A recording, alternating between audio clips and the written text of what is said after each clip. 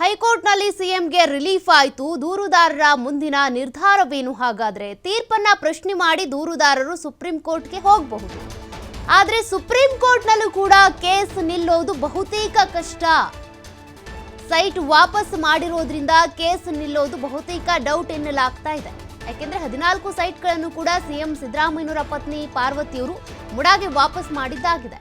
ಹೀಗಾಗಿ ಹೈಕೋರ್ಟ್ನ ತೀರ್ಪನ್ನೇ supreme court ಎತ್ತಿ ಹಿಡಿಬಹುದು ಅನ್ನುವಂಥ ಒಂದಷ್ಟು ವಾದ ಪ್ರತಿವಾದಿಗಳ ನಂತರ ಇದು ಹೊರಗೆ ಬೀಳ್ತಾ ಇರುವಂಥ ವಿಚಾರ. ಅಂದರೆ ಸುಪ್ರೀಂ ಕೋರ್ಟಲ್ಲೂ ಕೂಡ ಈ ಕೇಸ್ ನಿಲ್ಲಲ್ಲ, ಅಂದರೆ ಸಿಬಿಐಗೆ ವಹಿಸಬೇಕು ಅನ್ನುವಂಥ ಒಂದು ಅರ್ಜಿ ಏನಿದೆ ಅದು ನಿಲ್ಲಲ್ಲ ಅಂತ ಲೋಕಾಯುಕ್ತ ವರದಿಯನ್ನು ಆಧರಿಸಿಯೇ ಅರ್ಜಿಯನ್ನ ವಜಾಗೊಳಿಸಿದೆ ಹೈಕೋರ್ಟ್.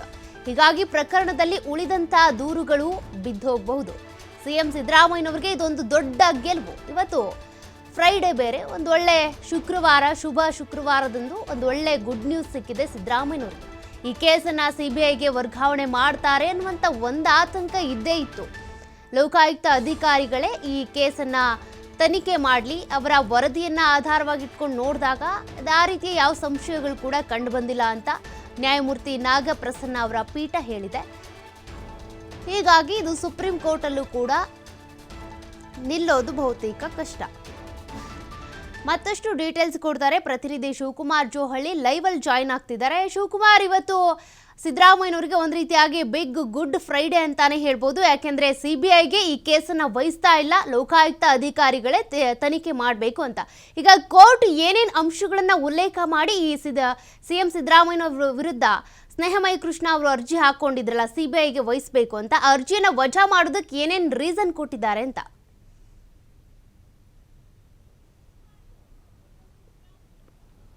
ಸೌಖ್ಯ, ಇವತ್ತು ಧಾರವಾಡ ಪೀಠದಿಂದ ಸಿದ್ದರಾಮಯ್ಯ ಅವರಿಗೆ ಒಂದು ರೀತಿ ಬಿಗ್ ರಿಲೀಫ್ ಸಿಕ್ಕಂತೆ. ಯಾಕೆಂದರೆ ತೀರ್ಪನ್ನು ಕಾಯ್ದಿರಿಸಲಾಗಿತ್ತು. ಸ್ನೇಹಮಯಿ ಕೃಷ್ಣ ಅವರು ದೂರನ್ನು ಸಲ್ಲಿಕೆ ಮಾಡಿದರು. ಲೋಕಾಯುಕ್ತ ತನಿಖೆ ಏನು ಪ್ರಸಕ್ತ ನಡೀತಾ ಇದೆ, ಲೋಕಾಯುಕ್ತರು ಸರಿಯಾಗಿ ತನಿಖೆಯನ್ನು ಮಾಡ್ತಾ ಇಲ್ಲ, ಹಾಗಾಗಿ ಈ ಪ್ರಕರಣವನ್ನು ಸಿಬಿಐ ತನಿಖೆಗೆ ಕೊಡಬೇಕು, ನಮಗೆ ಲೋಕಾಯುಕ್ತದ ಮೇಲೆ ವಿಶ್ವಾಸ ಇಲ್ಲ ಅನ್ನುವಂಥ ಕಾರಣವನ್ನು ಮುಂದೆ ಕೊಟ್ಟು ಅವರು ಅರ್ಜಿಯನ್ನು ಸಲ್ಲಿಕೆ ಮಾಡಿದ್ರು. ಅರ್ಜಿಯ ವಿಚಾರಣೆ ಸುದೀರ್ಘವಾಗಿ ವಿಚಾರಣೆಯನ್ನು ಕೂಡ ಮಾಡಲಾಗಿತ್ತು. ಪರ ವಿರೋಧ ಚರ್ಚೆ ವಿಚಾರಣೆಗಳು ಕೂಡ ನಡೆದಿತ್ತು. ಈ ಕಡೆ ಲಾಯರ್ಗಳು ಕೂಡ ಸಿದ್ದರಾಮಯ್ಯನವರ ಪರ ವಕೀಲರು ಕೂಡ ವಕಾಲತ್ತನ್ನು ಮಾಡಿದ್ರು, ಹಾಗೆ ದೂರುದಾರರ ಪರವಾಗಿರುವಂಥ ವಕೀಲರು ಕೂಡ ವಕಾಲತ್ತನ್ನು ಮಾಡಿದ್ರು. ಸೊ ಸಂಪೂರ್ಣವಾದಂಥ ಒಂದು ಮಾಹಿತಿಗಳನ್ನು ವಿಚಾರಣೆಯನ್ನು ಆಲಿಸಿ ಪೀಠ ಒಂದು ತೀರ್ಪನ್ನು ಪೆಂಡಿಂಗ್ ಇಟ್ಟಿತ್ತು. ಇವತ್ತು ಆ ತೀರ್ಪನ್ನು ಇವತ್ತು ಕೊಟ್ಟಿದೆ. ಸೊ ಇದರಿಂದ ಒಂದು ಕಡೆ ಸಿದ್ದರಾಮಯ್ಯ ಅವರಿಗೆ ನಿರಳ ಅಂತಲೇ ಹೇಳ್ಬೋದು. ಯಾಕಂದರೆ ಅಕ್ರಮವಾಗಿ 14 ಸೈಟ್ಗಳನ್ನು ಪಡೆದುಕೊಳ್ಳಲಾಗಿದೆ ಅನ್ನುವಂತಹ ಆರೋಪ ಏನಿತ್ತು, ಹೈಕೋರ್ಟ್ನ ಸೂಚನೆಯ ಮೇಲೆನೆ ಜನಪ್ರತಿನಿಧಿಗಳ ನ್ಯಾಯಾಲಯ ಲೋಕಾಯುಕ್ತ ತನಿಖೆಗೆ ಕೊಟ್ಟಿದ್ದಂಥ ಪ್ರಕರಣ ಇದು.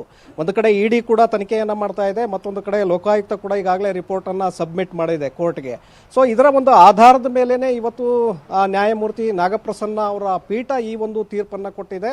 ಇದನ್ನು ಗಮನಿಸಿದಾಗ ಉಳಿದಿರುವಂತಹ ಮನವಿಗಳು ಏನಿದೆ ಆ ಮನವಿಗಳು ಕೂಡ ಸುಪ್ರೀಂ ಕೋರ್ಟ್ಗೆ, ಯಾಕೆಂದರೆ ಈಗಾಗಲೇ ಸ್ನೇಹಮಯಿ ಕೃಷ್ಣ ಅವರು ಹೇಳಿದ್ದಾರೆ, ನಾನು ಹೈಕೋರ್ಟ್ನ ಒಂದು ತೀರ್ಪು ಏನಿದೆ ಆದೇಶ ಪ್ರತಿಗಳನ್ನು ಪಡ್ಕೊಳ್ಬೇಕು, ಅದರಲ್ಲಿ ಯಾವೆಲ್ಲ ಅಂಶಗಳನ್ನು ಅವರು ತೋರಿಸಿದ್ದಾರೆ, ಮೆನ್ಷನ್ ಮಾಡಿದ್ದಾರೆ, ಅದನ್ನು ಆಧರಿಸಿ ನಾನು ಸುಪ್ರೀಂ ಕೋರ್ಟ್ಗೆ ಹೋಗ್ತೇನೆ ಅಂತೇಳಿ ಈಗಾಗಲೇ ಹೇಳಿಕೆಯನ್ನು ಕೊಟ್ಟಿದ್ದಾರೆ. ಹಾಗಾಗಿ ದೂರುದಾರರು ಇದರ ವಿರುದ್ಧವಾಗಿ ಅವರು ಅಪೀಲನ್ನು ಹೋಗ್ತಾರೆ ಸುಪ್ರೀಂ ಕೋರ್ಟ್ಗೆ. ನಮಗೆ ಯಾಕೆಂದರೆ ಲೋಕಾಯುಕ್ತರ ಮೇಲೆ ನಂಬಿಕೆ ಇಲ್ಲ, ಅದು ರಾಜ್ಯ ಸರ್ಕಾರದ ಅಡಿಯಲ್ಲೇ ಬರುವಂತಹ ಒಂದು ಸಂಸ್ಥೆ, ಅದರ ಮೇಲೆ ಒತ್ತಡ ಇರೋದ್ರಿಂದ ಈ ರೀತಿಯಾದಂಥ ಒಂದು ತೀರ್ಪನ್ನು ವರದಿಯನ್ನು ಕೊಟ್ಟಿದೆ. ಆ ಕಾರಣಕ್ಕೆ ನಮಗೆ ನೀವು ನ್ಯಾಯವನ್ನು ಒದಗಿಸಬೇಕು ಅಂತೇಳಿ ಸ್ನೇಹಮಯಿ ಕೃಷ್ಣ ಅವರು ಕೂಡ ಸುಪ್ರೀಂ ಕೋರ್ಟ್ಗೆ ಹೋಗಬಹುದು, ಅವಕಾಶಗಳಿದೆ. ಯಾಕೆಂದರೆ ಪರವಿರೋಧ ಇದ್ದಂಥ ಸಂದರ್ಭದಲ್ಲಿ ಸುಪ್ರೀಂ ಕೋರ್ಟ್ಗೆ ಹೋಗೋದಕ್ಕೆ ಸಾಕಷ್ಟು ಅವಕಾಶಗಳಿದೆ ಕಾನೂನಿನಲ್ಲಿ.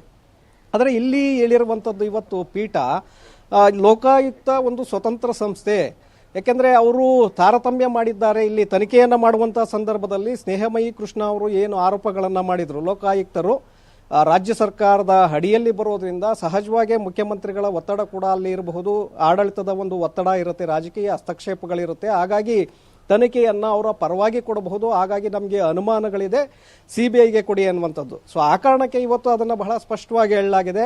ಲೋಕಾಯುಕ್ತ ಸ್ವತಂತ್ರ ಸಂಸ್ಥೆ ಆಗಿರೋದ್ರಿಂದ ಯಾರ ಅಡಿಯಲ್ಲೂ ಕೂಡ ಬಂದಿಲ್ಲ. ಜೊತೆಗೆ ಅವರು ಏನು ತನಿಖೆಯನ್ನು ಮಾಡಿ ಈಗ ವರದಿಯನ್ನು ಸಬ್ಮಿಟ್ ಮಾಡಿದ್ದಾರೆ, ಅದರಲ್ಲಿ ಲೋಪಗಳಿದೆ ಅನ್ನುವಂಥದ್ದನ್ನು ನಾವು ಅಂಶಗಳು ಕೂಡ ಇಲ್ಲಿ ಇಲ್ಲ. ಜೊತೆಗೆ ಇಲ್ಲಿ ಯಾವುದೇ ಹಸ್ತಕ್ಷೇಪ ಆಗಿದೆ ಅನ್ನುವಂಥದ್ದನ್ನು ಕೂಡ ನಾವು ಗಮನಕ್ಕೆ ನಮಗೆ ಬಂದಿಲ್ಲ. ಹಾಗಾಗಿ ನಾವು ಈ ಅರ್ಜಿಯನ್ನು ವಜಾಗೊಳಿಸ್ತಿದ್ದೇವೆ ಅಂತೇಳಿ ಇವತ್ತು ತೀರ್ಪಿನಲ್ಲಿ ಹೇಳಲಾಗಿದೆ. ಸೊ ಹಾಗಾಗಿ ಮುಂದೆ ಈಗ ಇಡಿ ತನಿಖೆ ಆಗ್ತಾ ಇದೆಯಲ್ಲ, ಅದರ ಒಂದು ವರದಿ ಕೂಡ ಸಬ್ಮಿಟ್ ಮಾಡಬೇಕಾಗತ್ತೆ. ಅದರಲ್ಲಿ ಏನೆಲ್ಲ ಅಂಶಗಳನ್ನು ಅವರು ಮೆನ್ಷನ್ ಮಾಡಿದ್ದಾರೆ, ಸಿದ್ದರಾಮಯ್ಯನವರ ವಿರುದ್ಧವಾಗಿ ಅಕ್ರಮ ಸೈಟು ಪಡ್ಕೊಂಡಿರೋದ್ರ ಬಗ್ಗೆ ಯಾವ ರೀತಿಯಾದಂಥ ಒಂದು ವರದಿಗಳನ್ನು ಕೊಡ್ತಾರೆ ಅನ್ನುವಂಥದ್ದನ್ನು ಕೂಡ ನೋಡಬೇಕಾಗತ್ತೆ. ಜೊತೆಗೆ ಈಗ ಲೋಕಾಯುಕ್ತ ಒಂದು ಕಡೆ ಕ್ಲೀನ್ ಚಿಟ್ ಅನ್ನು ಕೊಟ್ಟಿದೆ ಅನ್ನುವಂಥದ್ದು ಏನಿದೆ, ಅದು ಮುಂದಿನ ದಿನಗಳಲ್ಲಿ ಸುಪ್ರೀಂ ಕೋರ್ಟ್ಗೆ ಹೋದ್ರೂ ಕೂಡ ಸಿದ್ದರಾಮಯ್ಯನವ್ರಿಗೆ ಅಲ್ಲೂ ಕೂಡ ರಿಲೀಫ್ ಸಿಗಬಹುದು ಅನ್ನುವಂಥ ಒಂದು ಚರ್ಚೆಗಳು ನಡೀತಾ ಇದೆ. ಕಾನೂನಿನ ವ್ಯಾಪ್ತಿಯಲ್ಲಿ ಕಾನೂನು ತಜ್ಞರು ಹೇಳುವಂತೆ ಅಲ್ಲೂ ಕೂಡ ರಿಲೀಫ್ ಸಿಗುತ್ತೆ ಅನ್ನುವಂಥದ್ದು. ಅದರ ಜೊತೆಗೆ ಸಿದ್ದರಾಮಯ್ಯನವರು 14 ಸೈಟ್ಗಳನ್ನು ಏನು ಅವರ ಪತ್ನಿಯವರು ಹೆಸರಿನಲ್ಲಿದ್ದಂಥದ್ದು ಪಡ್ಕೊಂಡಿದ್ರು, ಅದನ್ನು ಈಗ ಸಹಜವಾಗಿ ವಾಪಸ್ ಮಾಡಿರೋದ್ರಿಂದ ಅವರ ಮೇಲಿರುವಂತಹ ಆರೋಪ ಕೂಡ ಮುಕ್ತ ಆಗಬಹುದು ಅನ್ನುವಂಥ ಮಾತುಗಳು ಕೂಡ ಇದೆ. ಸೊ ಹಾಗಾಗಿ ಮುಂದೆ ಇದರ ಬಗ್ಗೆ ಈಗ CBIಗೆ ಕೊಡುವುದ್ರ ಬಗ್ಗೆ ಈಗ ಸ್ಪಷ್ಟವಾಗಿ ನ್ಯಾಯಾಲಯ ಈಗ ತೀರ್ಪನ್ನು ಕೊಟ್ಟಿದೆ, ಕೊಡೋದಕ್ಕೆ ಬರೋದಿಲ್ಲ ಅನ್ನುವಂಥದ್ದು. ಹಾಗಾಗಿ ಸುಪ್ರೀಂ ಕೋರ್ಟ್ಗೆ ಹೋದಂಥ ಸಂದರ್ಭದಲ್ಲಿ ಯಾವ ರೀತಿಯಾದಂಥ ವಾದ ವಿವಾದಗಳಾಗತ್ತೆ, ಮತ್ತು ಅರ್ಜಿಯನ್ನು ಹೈಕೋರ್ಟ್ ಪೀಠದ ಅರ್ಜಿಯನ್ನೇ ಅಲ್ಲೂ ಎತ್ತಿ ಹಿಡಿಯುತ್ತಾ ಹೇಗೆ ಅನ್ನುವಂಥದ್ದನ್ನು ಕಾದು ನೋಡಬೇಕಾಗತ್ತೆ. ಸೌಖ್ಯ. Okay, thank you Shivu live ಡೀಟೇಲ್ಸ್ಗೆ. ಈಗಾಗಲೇ CM ಸಿದ್ದರಾಮಯ್ಯನವರು ಮುಂದಿನ ಕಾನೂನಾತ್ಮಕ ಹೋರಾಟ ಹೇಗಿರಬೇಕು, ಒಂದು ವೇಳೆ CBIಗೆ ಕೇಸ್ ವರ್ಗಾವಣೆ ಆಗಿಬಿಟ್ರೆ ಅನ್ನುವಂಥ ಒಂದು ಆತಂಕ ಇತ್ತು. ಬಟ್ ಈಗ ಈ ಒಂದು ಅರ್ಜಿ ಏನಿದೆ ಅದು ವಜಾಗೊಂಡಿದೆ. ಅಂದರೆ CBIಗೆ ವಹಿಸಿ ಅನ್ನುವಂಥ ಒಂದು ಅರ್ಜಿ ಹಾಕ್ಕೊಂಡಿದ್ರಲ್ಲ ಸ್ನೇಹಮಯಿ ಕೃಷ್ಣ ಅವರು, ಆ ಅರ್ಜಿ ವಜಾಗೊಂಡಿದೆ. ಇನ್ನೂ ಕೆಲವರು ಕೂಡ ದೂರನ್ನು ಕೊಟ್ಟಿದ್ದಾರೆ, ಗಂಗರಾಜು ಇರ್ಬೋದು, ಇನ್ನೂ ಕೆಲವೊಂದಷ್ಟು ದೂರುಗಳಿದ್ದಾವೆ. ಅವು ಕೂಡ ಸುಪ್ರೀಂ ಕೋರ್ಟ್ಗೆ ಹೋದಂಥ ಸಂದರ್ಭದಲ್ಲಿ ಬೀಳ್ಬೋದು. ಯಾಕಂದರೆ ಲೋಕಾಯುಕ್ತ ಅಧಿಕಾರಿಗಳು ಈ ಕೇಸ್ನ ತನಿಖೆಯನ್ನು ನಡೆಸ್ತಾ ಇದ್ದಾರೆ. ಈಗಾಗಲೇ ವರದಿಯನ್ನು ಕೂಡ ಮುಚ್ಚಿದ ಲಕೋಟೆಯಲ್ಲಿ ಸಲ್ಲಿಕೆ ಮಾಡಿದ್ದಾರೆ. ಇದೆಲ್ಲ ಇಷ್ಟೆಲ್ಲ ತನಿಖೆ ನಡೀತಾ ಇದ್ರು ಕೂಡ ಮಧ್ಯದಲ್ಲಿ ಹೇಗೆ CBIಗೆ ವರ್ಗಾವಣೆ ಮಾಡೋದಕ್ಕಾಗುತ್ತೆ ಅಂತ ನ್ಯಾಯಮೂರ್ತಿ ನಾಗಪ್ರಸನ್ನ ಅವರು ಇವತ್ತು ಹೈಕೋರ್ಟ್ನಲ್ಲಿ ಪ್ರಶ್ನೆ ಮಾಡಿದರು. ಅದರಂತೆ ಇವತ್ತಿನ ಸ್ನೇಹಮಯಿ ಕೃಷ್ಣ ಅವರ ಈ ಅರ್ಜಿ ಏನಿದೆ ವಜಾಗೊಂಡಿದೆ. ಸಿದ್ದರಾಮಯ್ಯನವರಿಗೆ ಒಂದು ರೀತಿ ಇದು ಬಿಗ್ ರಿಲೀಫ್. ಮತ್ತೊಂದು ಕಡೆ ಸ್ನೇಹಮಯಿ ಕೃಷ್ಣ ಅವರು ನಾನು ಸುಪ್ರೀಂ ಕೋರ್ಟ್ ಮೆಟ್ಟಿಲು ಏರ್ತೀನಿ, ಯಾಕೆಂದರೆ ನನ್ನ ಹತ್ರ ಒಂದಷ್ಟು ಸಾಕ್ಷಿಗಳಿದ್ದಾವೆ, ಅವುಗಳನ್ನು ಇಟ್ಕೊಂಡು ನಾನು ಕಾನೂನಾತ್ಮಕವಾಗಿ ಫೈಟ್ ಮಾಡ್ತೀನಿ ಅಂತ ಹೇಳ್ತಿದ್ದಾರೆ. ಸಿದ್ದರಾಮಯ್ಯನವ್ರಿಗೆ ಒಂದು ಕಡೆ ಪ್ಲಸ್ ಪಾಯಿಂಟ್ ಆಗಿರೋದು ಏನಪ್ಪಾ ಅಂದರೆ ಅವರ ಪತ್ನಿ 14 ಸೈಟ್ಗಳನ್ನು ಕೂಡ ಮುಡಾಗೆ ವಾಪಸ್ ಮಾಡಿದ್ರಲ್ಲ, ಹೀಗಾಗಿ ಈಗ ಅವ್ರ ಹತ್ರ ಸೈಟ್ಗಳು ಇಲ್ಲ. ಅದೇ ವಿಚಾರವನ್ನು ಇಟ್ಕೊಂಡು ನೀವು ಮತ್ತೆ ಸುಪ್ರೀಂ ಕೋರ್ಟಿಗೆ ಹೋಗ್ತೀರಾ ಅಂದರೂ ಕೂಡ ಲೋಕಾಯುಕ್ತ ಅಧಿಕಾರಿಗಳು ಕೂಡ ಈಗ ತನಿಖೆ ಮಾಡ್ತಿದ್ದಾರೆ. ಹಾಗಾಗಿ ಆ ವರದಿಯ ನಂತರ ಮತ್ತೆ ಕೋರ್ಟ್ನಲ್ಲಿ ಏನಾಗುತ್ತೆ ಅಂತ ಕಾದು ನೋಡಬೇಕಿದೆ. ಅರ್ಜಿ ವಜಾ ಆಗಿದೆ ಅಂತ ತಿಳಿದು ಬಂದಿದೆ.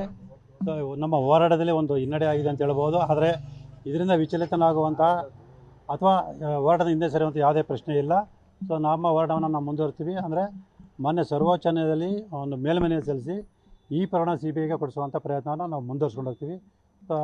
ಇದು ಏನು ಮಾನ್ಯ ನ್ಯಾಯಾಲಯ ಇವತ್ತು ತೀರ್ಪು ನೀಡಿದೆ, ಆ ತೀರ್ಪಿನಲ್ಲಿ ಯಾವ ಅಂಶಗಳನ್ನು ಪರಿಗಣಿಸಿ ನಮ್ಮ ಅರ್ಜಿಯನ್ನು ತಿರಸ್ಕಾರ ಮಾಡಿದೆ ಅನ್ನೋದನ್ನು ಪರಿಗಣಿಸಿ ಆ ಅಂಶಗಳಿಗೆ ನಾವು ಏನು ಉತ್ತರವನ್ನು ಕೊಡ್ಬೋದು ಮತ್ತು ಅದಕ್ಕೆ ಪೂರಕವಾಗಿ ಏನು ದಾಖಲೆಯನ್ನು ಕೊಡ್ಬೋದು ಅನ್ನೋದ್ರ ಬಗ್ಗೆ ನಮ್ಮ ವಕೀಲರ ಜೊತೆ ಚರ್ಚೆ ಮಾಡಿ ಕೂಡಲೇ ಈ ಪ್ರಕರಣವನ್ನು CBI ಕೊಡಿ ಅಂತೇಳಿ ಮತ್ತು ಈ ಒಂದು ತೀರ್ಪನ್ನು ಪ್ರಶ್ನಿಸಿ ನಾವು ಮಾನ್ಯ ಸರ್ವೋಚ್ಚ ನ್ಯಾಯಾಲಯಕ್ಕೆ ಅರ್ಜಿಯನ್ನು ಸಲ್ಲಿಸ್ತೀವಿ.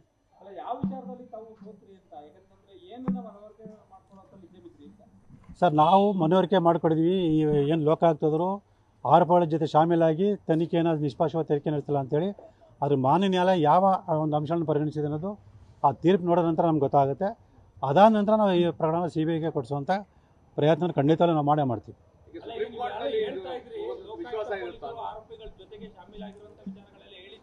ಹೌದು ಸರ್. ಅದೇ ಸರ್, ಆ ಅಂಶನ ಮಾನ್ಯ ನ್ಯಾಯಾಲಯ ಪರಿಗಣಿಸಿದೆ ಇಲ್ಲೋ ಅನ್ನೋದನ್ನು ನಾವು ತೀರ್ಪನ್ನು ಓದಿದ ನಂತರ ಗೊತ್ತಾಗುತ್ತೆ.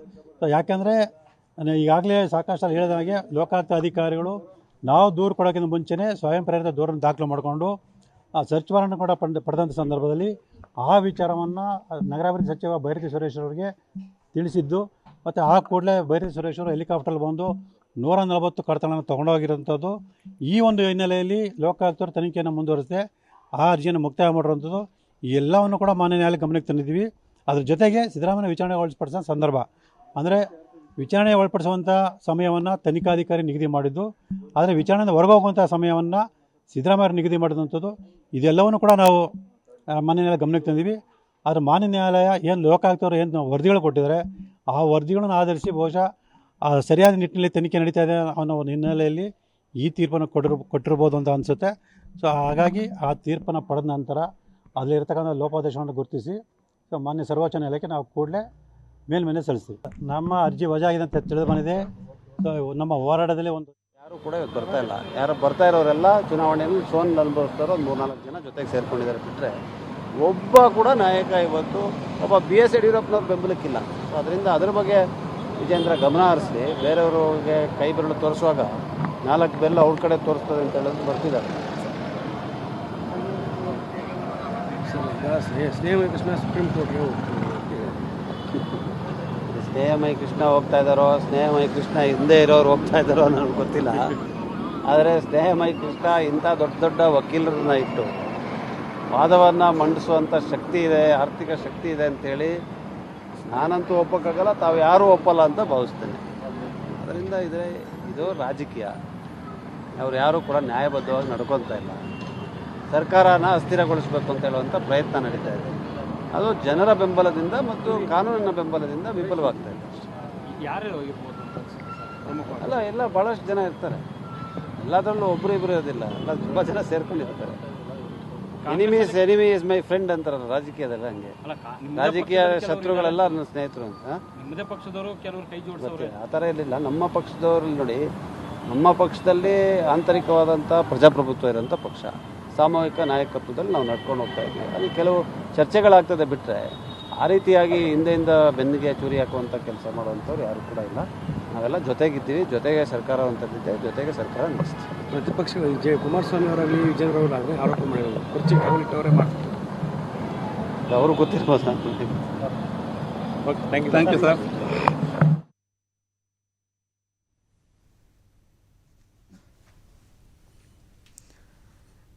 ಈಗಾಗಲೇ ಸ್ನೇಹಮಯಿ ಕೃಷ್ಣ ಅವರು ಹೇಗೆ ಕಾನೂನಾತ್ಮಕವಾಗಿ ಹೋರಾಟ ಮಾಡ್ತೀವಿ ಅಂತ ಹೇಳ್ತಿದ್ರು, ಅದೇ ರೀತಿಯಾಗಿ ಶಾಸಕ ಹಾಗೂ CM ಸಿದ್ದರಾಮಯ್ಯನವರ ಕಾನೂನು ಸಲಹೆಗಾರ ಆಗಿರುವಂಥ ಪೊನ್ನಣ್ಣ ಅವರು ಕೂಡ ನಾವು ಕಾನೂನಾತ್ಮಕ ಹೋರಾಟ ಮಾಡ್ತೀವಿ ಅಂತ. ಏಕೆಂದರೆ ಈಗ ಈ ಕೇಸ್ನ ED ಅಧಿಕಾರಿಗಳು ತನಿಖೆ ಮಾಡ್ತಿದ್ದಾರೆ, ಅವರು ಕೂಡ ಇನ್ವಾಲ್ವ್ ಆಗಿದ್ದಾರೆ. ಮತ್ತೊಂದು ಕಡೆ ಲೋಕಾಯುಕ್ತ ಅಧಿಕಾರಿಗಳ ತನಿಖೆ ಕೂಡ ನಡೀತಾ ಇದೆ. ಇದರ ಬೆನ್ನಲ್ಲೇ ಈ ಕೇಸ್ CBIಗೆ ವರ್ಗಾವಣೆ ಆಗಲೇಬೇಕು ಅಂತ ಸ್ನೇಹಮಯಿ ಕೃಷ್ಣ ಅವರು ಒತ್ತಾಯಿಸಿದ್ರು. ಅದರಂತೆ ಅರ್ಜಿ ಹಾಕ್ಕೊಂಡಿದ್ರು. ಅರ್ಜಿ ವಿಚಾರಣೆ ಆಗಿತ್ತು, ತೀರ್ಪನ್ನು ಕಾಯ್ದಿರಿಸಲಾಗಿತ್ತು. ಇವತ್ತು ತೀರ್ಪು ಪ್ರಕಟ ಆಗಿದೆ. ಅದರ ಪ್ರಕಾರ ಸ್ನೇಹಮಯಿ ಕೃಷ್ಣ ಅವರು ಮುಡಾ ಕೇಸನ್ನು CBIಗೆ ವರ್ಗಾವಣೆ ಮಾಡಬೇಕು ಅಂತ ಸಲ್ಲಿಸಿದಂಥ ಅರ್ಜಿ ಏನಿದೆ ಅದು ವಜಾಗೊಂಡಿದೆ. ಬಟ್ ಸ್ನೇಹಮಯಿ ಕೃಷ್ಣ ಅವರು ಇನ್ನೂ ಕೂಡ ನಾನು ಸುಪ್ರೀಂ ಕೋರ್ಟಿಗೆ ಹೋಗ್ತೀನಿ ಅಂತ ಹೇಳ್ತಿದ್ದಾರೆ. ಬಟ್ ಈ ಕೇಸಿಗೆ ಸಂಬಂಧಪಟ್ಟಂತೆ ಇನ್ನೂ ಏನೇನು ಡೆವಲಪ್ಮೆಂಟ್ಸ್ ಆಗುತ್ತೆ ಅಂತ ನೋಡಬೇಕಿದೆ. ಈಗಾಗಲೇ ಲೋಕಾಯುಕ್ತ ಅಧಿಕಾರಿಗಳು ಎಲ್ಲ ಈ ಕೇಸ್ನಲ್ಲಿರುವಂಥ ಆರೋಪಿಗಳನ್ನು ಕರೆದು ತನಿಖೆ ನಡೆಸಿದ್ದಾರೆ.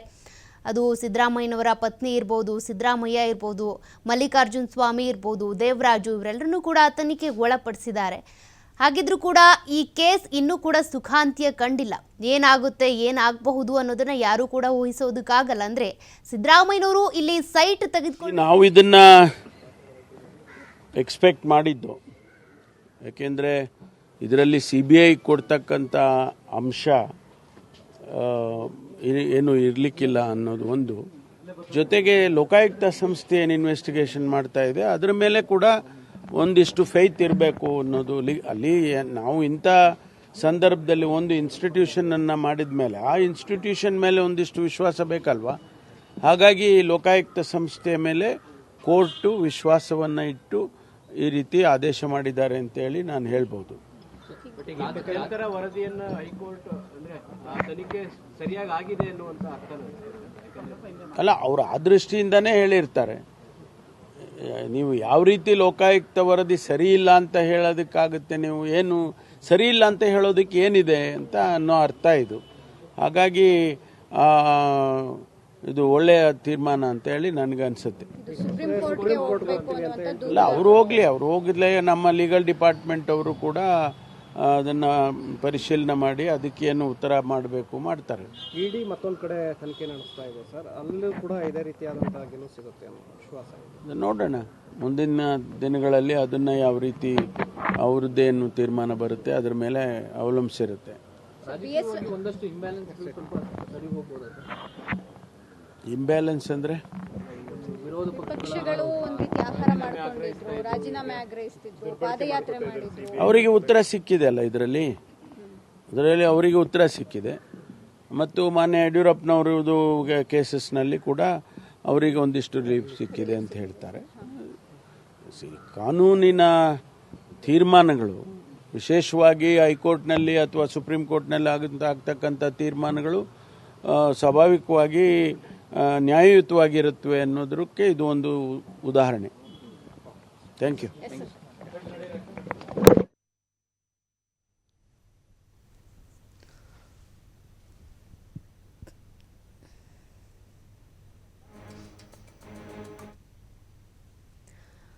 ಮತ್ತಷ್ಟು ಡೀಟೇಲ್ಸ್ ಕೊಡ್ತಾರೆ ಪ್ರತಿನಿಧಿ ಯಲ್ಲಪ್ಪ.